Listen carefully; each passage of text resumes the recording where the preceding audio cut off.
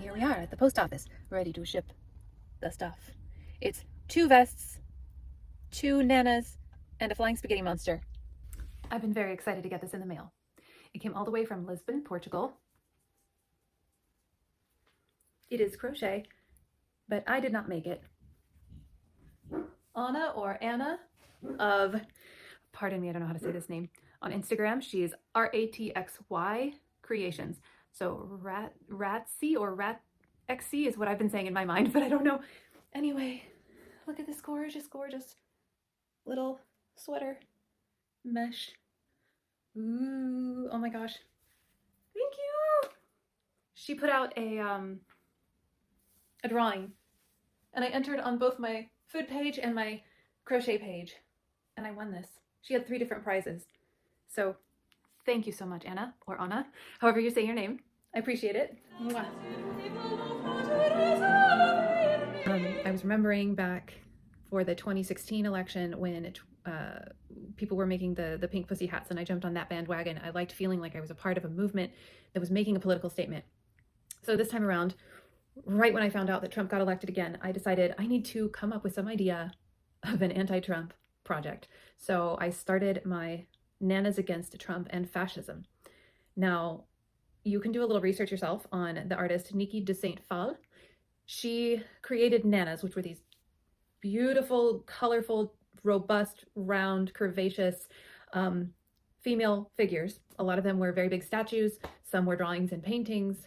And she was quite political in her artwork. And towards the end of her life, she was speaking out against W. Bush. So she was one to get political. I thought, perfect artist to be inspired by her works to do my own branch off of that idea and do my own anti-Trump artwork. So I started my Nanas Against Trump and Fascism, and I started crocheting nanas, one every single week after I found out he was elected. So I'm releasing one every Wednesday. Tomorrow is Wednesday, and this is the one I'm going to release tomorrow. So this is actually number 17. It means 17 weeks since he was elected. So this guy or gal, they're all gals, but I'm naming them all after people that I find inspiring, whether they are male or female or non-binary or any gender. This one is named after Robert Reich. So this is Nana Robert, and she will be released tomorrow. I'll put some posts out about her in the next couple days.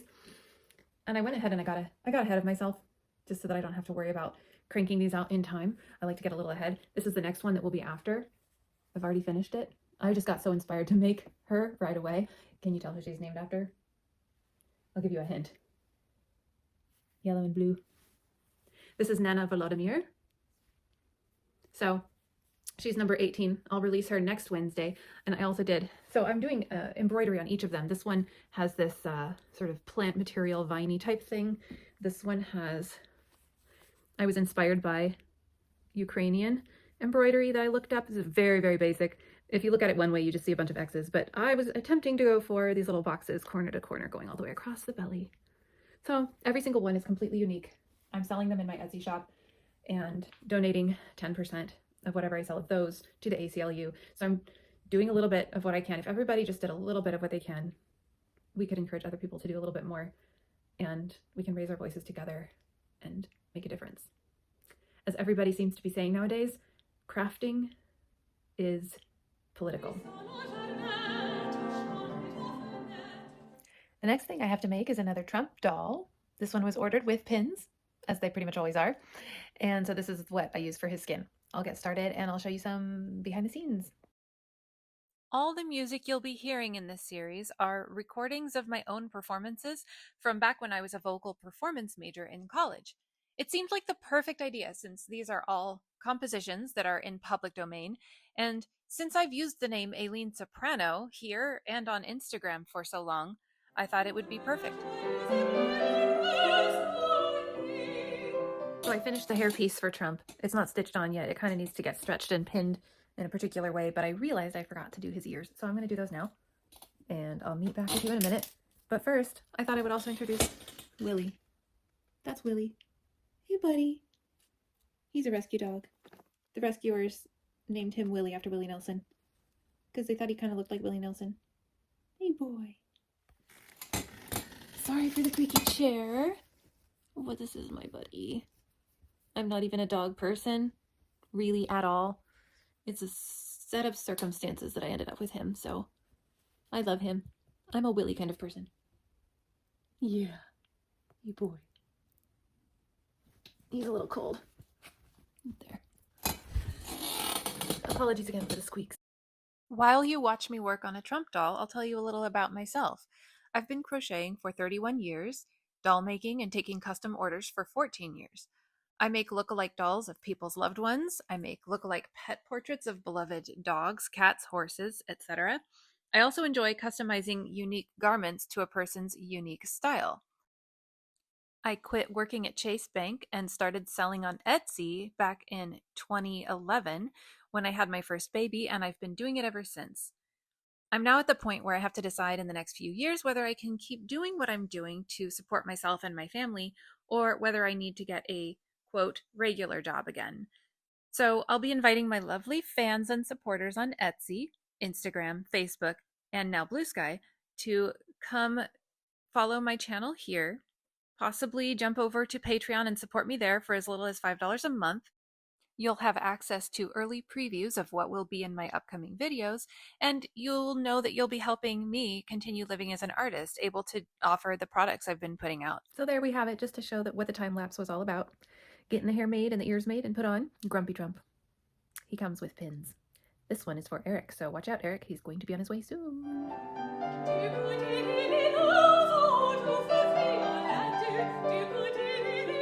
I figured I would include some day-to-day random stuff in these videos, so here's a time lapse of me doing some raking. We have a good amount of property and a lot of big trees, so it takes a good amount of work to keep the place up. And I also use this yard and this space for a lot of outdoor photos. You may recognize, if you've been following me on social media for a while, these trees here, because I do like to take selfies over by these trees, especially for hats and such. This is my first time trying anything like this.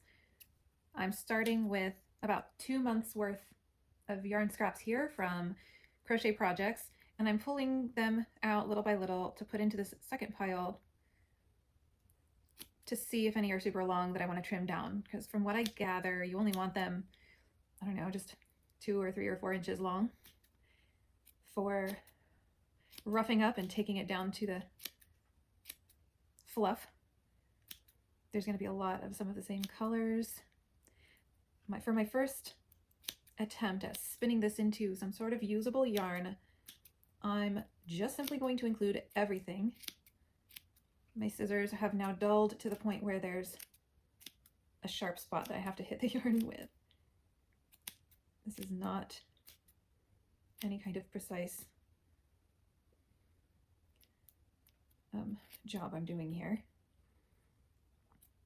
Oh my gosh, I should have gotten new scissors just for the video.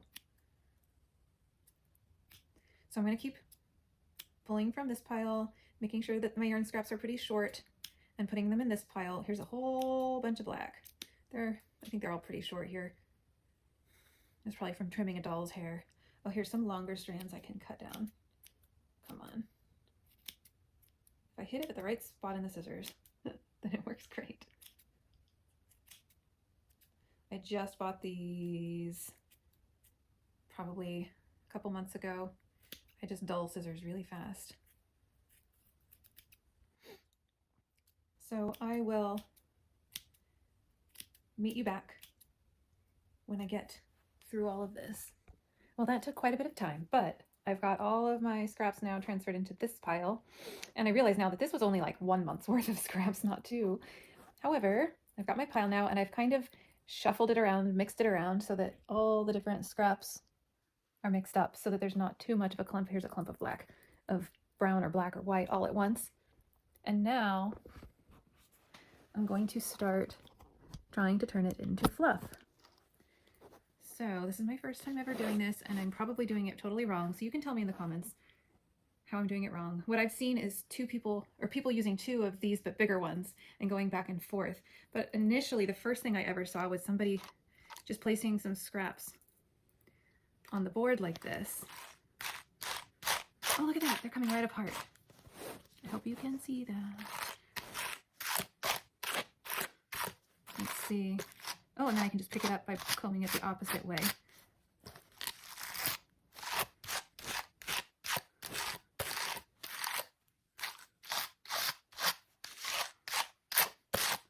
This is essentially doing the same thing as the two-handed, see, I forget what they're even called.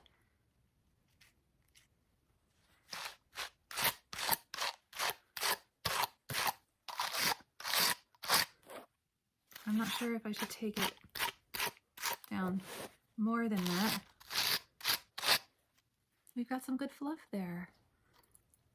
This might end up looking really, really muddled unless I were to sort out the colors more. But I guess I'm going to do that little by little and make everything fluffy. I probably should have separated out some colors. But let's see what this does.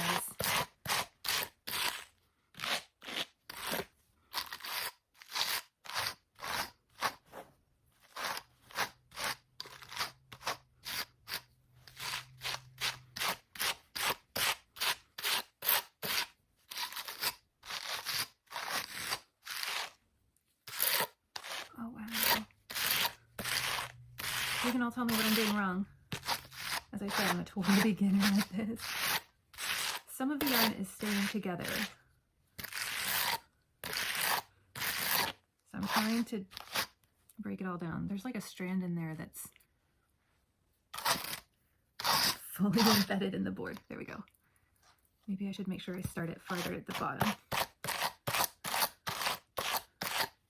I think I'm already learning a little bit that what I've seen people do is place them so that the strands are kind of hanging off the edge.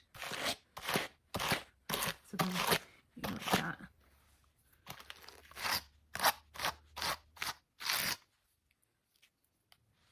This is going to be very muddled yarn. I don't know. We'll see. We'll see. So I'm going to be more careful about putting it like right at the edge here.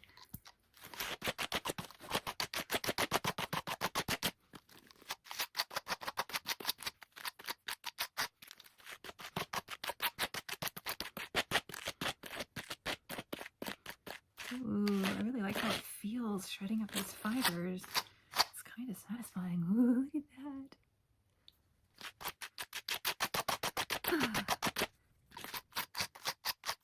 Okay. All right. Well, I will keep going and we'll see what's going to happen with all this. Okay, I am officially sufficiently tired of doing all the fluff, but here's what I have so far, and I'm thinking it's plenty to put on this board. Blending board, right, is what it's called, right? And I'm going to try to create a rolag. Oh, here's a piece of yarn that didn't thoroughly get brushed out. You know what, I'm just going to say it's probably fine. This is going to be a very lumpy, bumpy yarn, probably, if it even becomes a yarn. I have no idea. Okay. I'm probably putting too much on there before calming it down. I don't really know. I have no idea really how much I should layer on here at a time.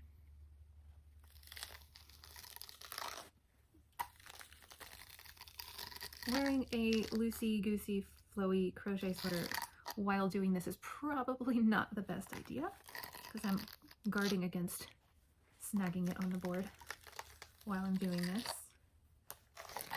Okay. Ooh. I think that's looking kind of cool. Okay.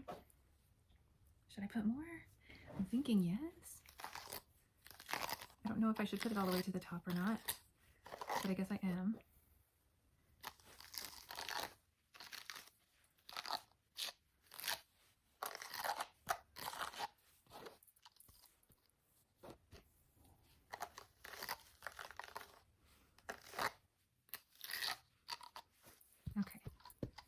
supposed to do that, but I didn't. Wow. Okay, I don't know if this is going to end up looking horrible, but I think that's really pretty. Oh my gosh. Maybe I'll put a little bit more if I can. Wherever it looks a little thinner.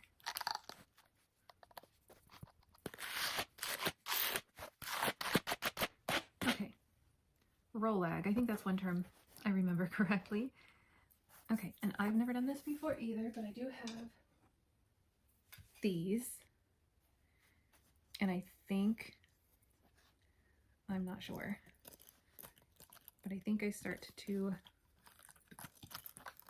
pick it up onto one. Do I use the two of them at once? Ow!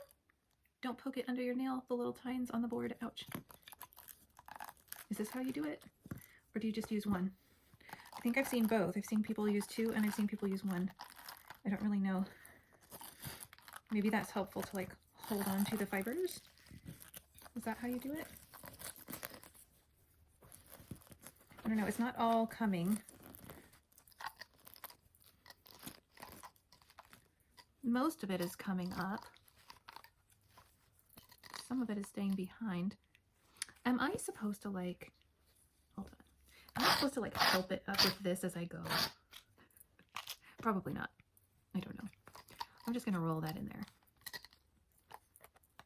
This is an experiment. Don't get your sweater on it, Aileen. Okay.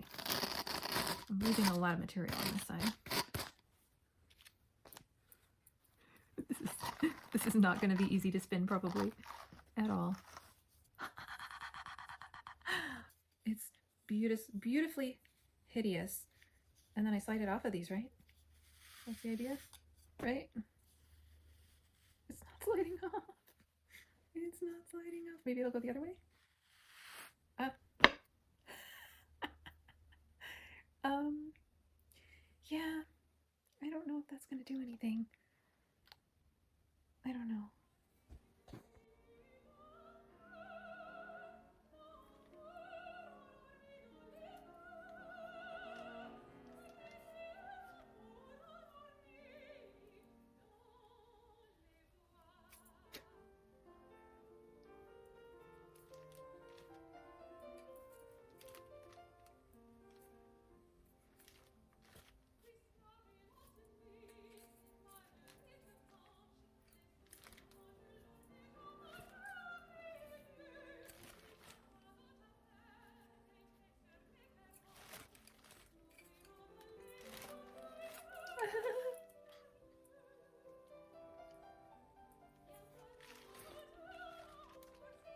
I think that's what I'm gonna have to do it from.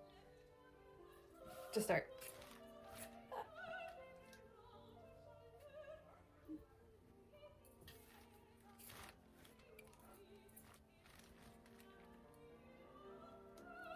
Oh my gosh. Oh my gosh, I have no idea. This is horrible. Okay.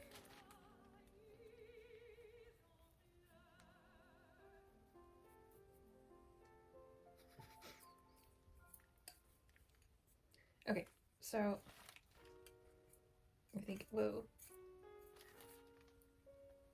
I think that's as long as I can do. Do I leave it attached to the top hook? I don't even know. I think maybe.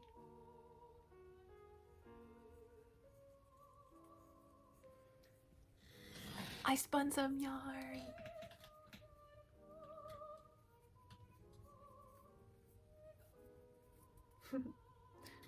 Kind of. Let me see. Maybe it should come back up around this back side of the hook and then, oh no, it's gonna break. Is it gonna break? Okay, wait. Ugh. Okay, I need to keep spinning it clockwise, and then I hold it and let the twist come up.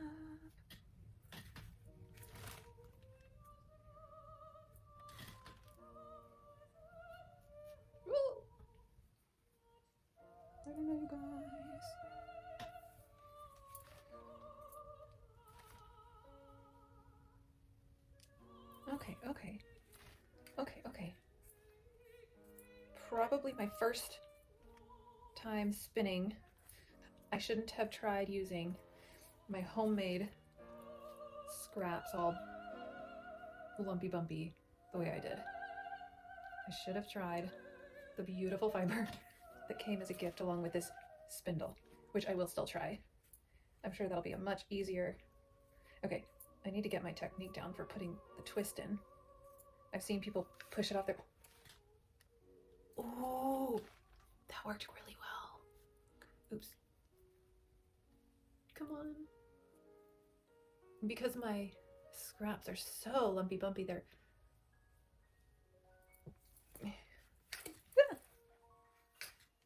Ooh, yeah. I just gotta get more twist in there, and then when it wants to fall apart, it grabs onto itself again. Oh my gosh, this is fun. Oh my gosh. Oh. You can't see all of that, but oh my gosh, this is so cool. I'm doing this totally wrong, I'm sure. But it is fiber, and it is going into a twisted strand. So I think, I might be wrong, but I think I'm spinning. Oh my gosh, and that looks so pretty. I think it looks really pretty. Okay, wait, I don't want to go too far. I need some length to come back up to the hook.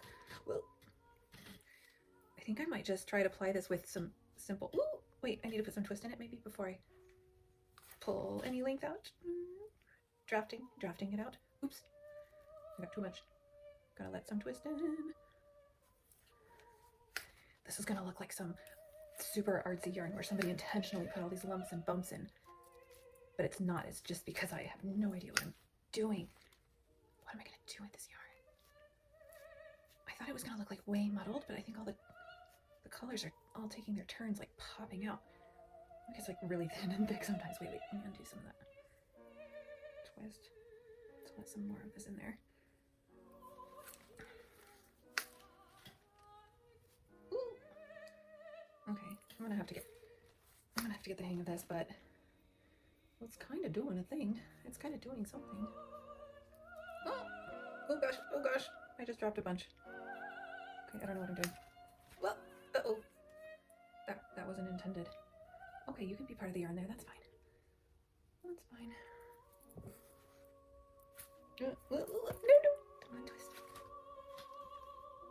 Let's see, can I just like pop some of this back in? I think so. Oh, I love how you build up the twist. That energy, that twist energy is like contained down here. And then when I just hold this fuzzy up to this fuzzy below and I let that twist come up into it, it grabs it. That's so cool. Don't break your spindle, Aileen. Whoa. Okay, that was a lot. That was a lot of twist, but that feels good. Good. It's good. It's grabbing. It's grabbing. Okay. We're almost at the end. Oh my gosh. This is probably not translating the excitement that I'm having, but this is really exciting. Come on. Yeah. Oh, I should probably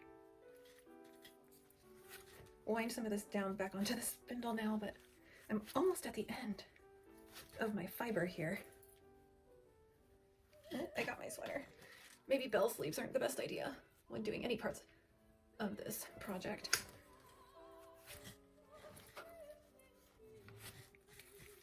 Oh my gosh. You guys, I really just thought, oh, it would be cool if I could use up some of my scraps in a cool new way. I had no idea this was going to be so exhilarating. Wow. I probably put way more twist in that than I needed to, but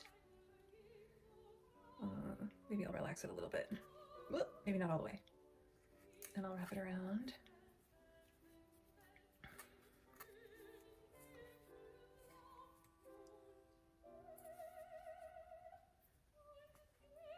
Okay, there's a better way to do this than the way I'm doing it. Okay, I'll have to figure out what I'm doing here. If I want to do more of the same, I need to make more Rolex.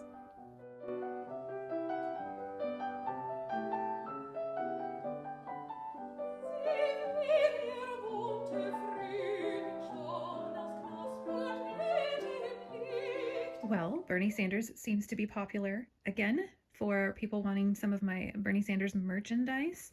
And one of the patterns that I came up with several years ago was Birdie Sanders. As you can see, I have a whole bunch lined up here ready to go. So far I've just made bodies and wings, and I'm still going to get another body probably and set of wings out of the last bit of this. I also have another little ball of leftover this yarn too, so I'll see how many more I can get. I like to do a bunch at once if I can. This is a gradient Red Heart Super Saver yarn that has all these shades of blue in it. So what I like to do is I really prefer to make more than one at a time, because then what I can do is I'll make one body and then a set of wings, another body and another set of wings. Now I've arranged them in light to darkest bodies and light to darkest for wings, because the gradation is such that it actually goes from light blue to dark blue and then back to light blue and then back to dark blue. So this is definitely not the order that I crocheted them in. But then I arrange them in lightest to darkest. Now these two are pretty much the same lightness. These 3 sets of wings are pretty much the same lightness, but it doesn't really matter, because here's what I do. The reason I like to do this is because I kind of like each one being a little unique. So then I keep them in order as I'm making them. And then here's the fun part. I'll take the wings, and I'll match them up with a body that will show some contrast in the colors. So this one started with this one, but I'm going to move it 1, 2, 3, probably 4 spaces over. And then I'll do the same with this one. And then I'll do the same with this one. And then the same with this one. And hopefully I don't get too tangled right now. And then this one. And then continuing on, we'll bring this back around to this one. This one. There we go. And there we go. Look at that. See, now every single birdie, when I stitch them together, will have a contrast between the body color and the wings color. See, like that one will be a darker body with a lighter set of wings. That's what I like. Each one will either be a darker bird with a lighter set of wings, or a lighter bird, like this one, with a darker set of wings. These are so cute when they're all worked up. So obviously they have a little bit of work to do yet, but first I'm going to finish another maybe 1 or 2 bodies with the rest of this and another little smaller ball I have of the same yarn, and then I'll add them to the lineup and we'll see how many I get out of these. I literally only got 1 order for one of these the other day, and here I am making a bunch, but I anticipate more people will want some cute little Birdie Sanderses. And yeah, maybe I'll throw up a picture for you to see. I do have these in my shop. I have a listing for made to order items, but as you can see, I will have several already made very soon that will be able to ship out upon order very quickly. For my best-selling items, I do like to have several in stock if I can. And so there's a little bit of the behind the scenes process. This is a pattern that I created myself, but I don't have it available for sale. So, you know, comment below if this is a pattern that, if you're a crocheter, that you would like to have. And I can probably pretty quickly get that up and available for sale in my shop as well. So thanks for checking it out.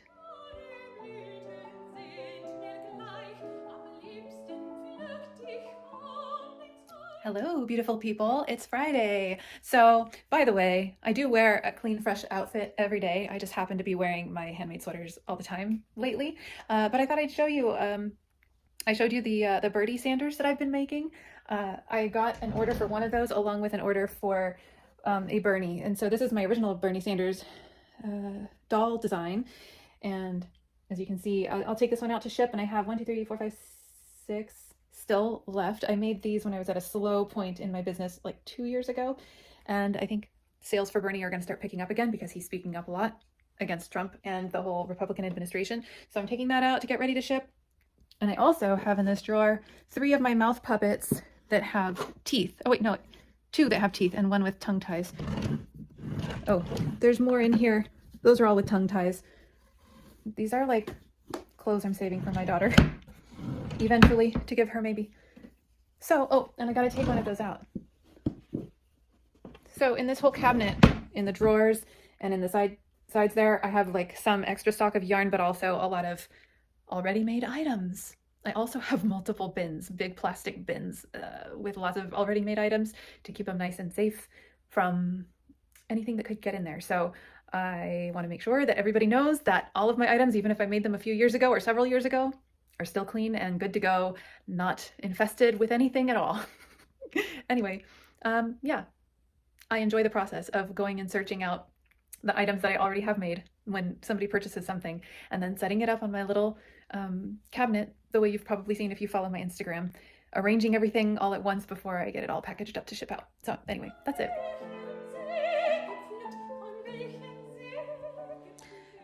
So, pro tip, if you have any earrings that are comfortable enough sleeping in that are a little too thick in the wire for your ear holes, like I have these, the wire is way thicker than my other hook earrings. And if it's comfortable enough, sleep in them for a few days and your ear holes might adjust. That's what I'm doing. And they haven't been hurting.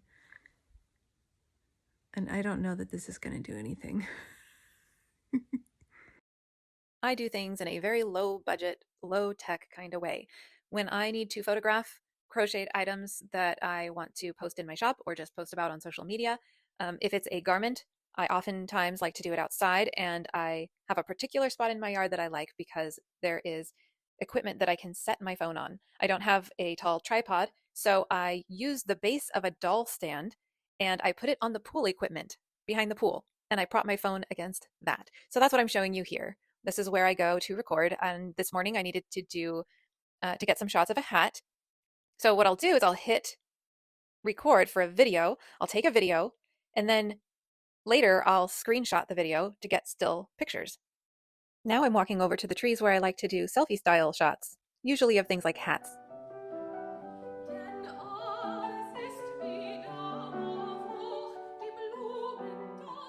Since I earlier showed you my Ukrainian inspired Nana Zelenskyy, I figured I'd show you another craft from my childhood, these Ukrainian Easter eggs. Now, these ones I'm showing you first that are in this cabinet are, most of them are done by either me when I was a kid or a teenager and or my mom. So I'm not sure who did each of these. I'm just showing you a few. They're very intricate. I suggest looking into it if you want a craft that is going to be very meticulous. If you notice on this three-tiered tray thingy, I've used yarn scraps to cushion the eggs. These are very old. Obviously, like I said, they're from my childhood. What happens is if you don't blow the egg out, which you might not want to do because poking the holes, you might crack the whole thing, you just let the egg sit there and it rots from the inside out and it gets light. It only starts to stink if you break it.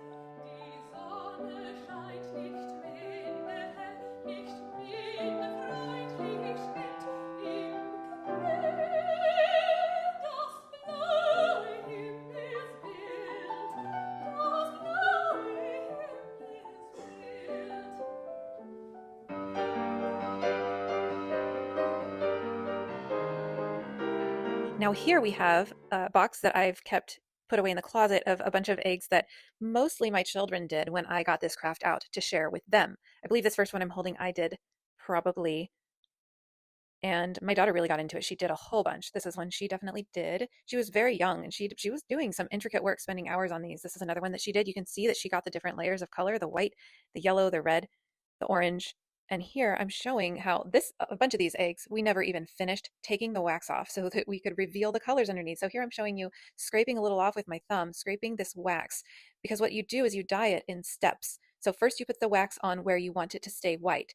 Then you put it in the lightest dye that you're going to use. Oftentimes that's yellow. Then you will apply more wax to wherever you want it to stay yellow. And then you will put it in the next dye, and so on and so forth.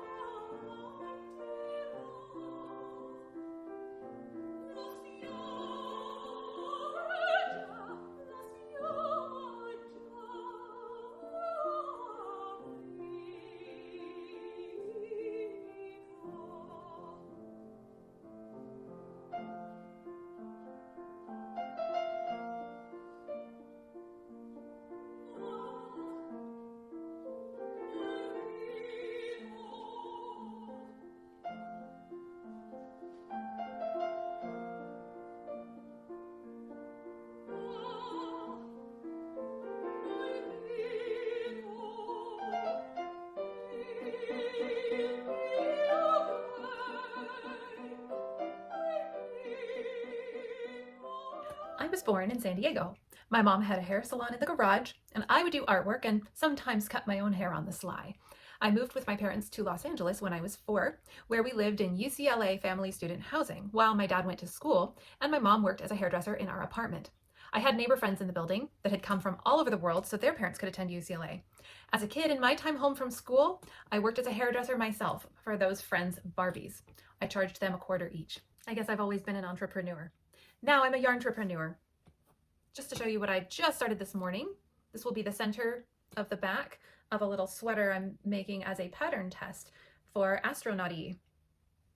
If you don't follow her, go check her out because she also just started doing YouTube vlogs. She's done several video tutorials on how to make some of her patterns, and I'm excited to do this test. I'll get to this in just a little bit.